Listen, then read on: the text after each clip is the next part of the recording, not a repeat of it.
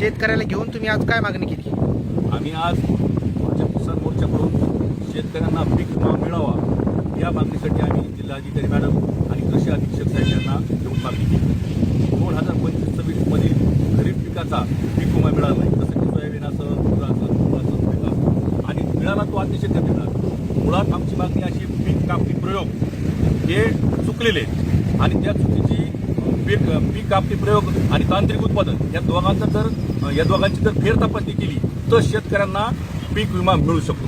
जसं की परभणी जिल्ह्यात आपल्याला जालना जिल्ह्याला लागून असलेल्या परभणी जिल्ह्याला पीक विमा मिळाला नव्हता. मग तिथल्या लोकप्रतिनिधी असं, शेतकऱ्यांनी असं कलेक्टर मार्फत शासनाकडे जी मागणी केली की बाबा आमची पीक कापणी प्रयोग आणि तांत्रिक उत्पादन याची फेर तपासणी करण्यात येईल. जेव्हा फेर तपासणी केली तेव्हाच परभणी जिल्ह्याच्या शेतकऱ्यांना पीक विमा मिळाला. त्या धर्तीवर जालना जिल्ह्याच्या शेतकऱ्यांची सुद्धा आमची सर्वांची मागणी भाजप किसान मोर्चातर्फे तर पीक कापणी प्रयोग आणि तांत्रिक उत्पादन याची फेर तपासणी कृषी विभागाने करावी आणि आमच्या जालना जिल्ह्यातील प्रत्येक शेतकऱ्याला पीक विमा मिळावा अशा प्रकारची मागणी निवेदन जिल्हाधिकारी मॅडम आणि कृषी अधीक्षक कापसे साहेब यांना दिलेलं आहे. जिल्हाधिकारी मॅडम चांगला आणि पॉझिटिव्ह प्रतिसाद दिला.